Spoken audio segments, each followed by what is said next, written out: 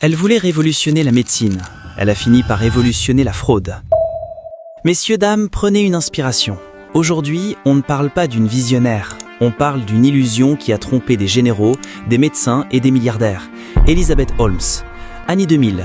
Une jeune femme brillante, étudiante à Stanford, abandonne tout pour créer Theranos, une machine censée analyser des centaines de maladies avec une seule goutte de sang.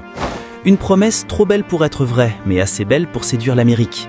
Elle copie la voix de Steve Jobs, elle copie son style, et bientôt, elle copie sa réputation. Les anciens secrétaires d'État, les patrons d'armée, les fonds d'investissement, tous tombent sous le charme. Elle devient la plus jeune milliardaire self-made de l'histoire. On la compare à Einstein, à Musk, à Steve Jobs. Mais derrière les rideaux, la machine miracle ne fonctionne pas.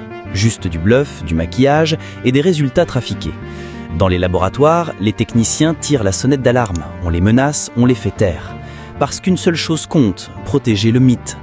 Mais comme un fruit qui a trop mûri sur son arbre, le mythe finit par exploser. Un journaliste du Wall Street Journal déterre la vérité.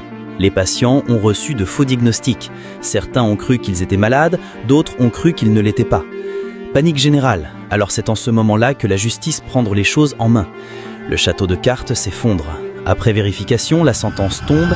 Elizabeth Holmes est condamnée à plus de 11 ans de prison. La femme qui voulait réinventer la médecine a fini par devenir un symbole mondial de manipulation et d'ambition dévorante. Et pourtant, l'affaire Theranos reste un avertissement moderne. Quand une histoire est trop parfaite, c'est souvent qu'elle est fausse. Et quand tout le monde applaudit, plus personne ne vérifie. Mais ici, on ne condamne personne. On ne fait que rappeler les faits et rien que les faits.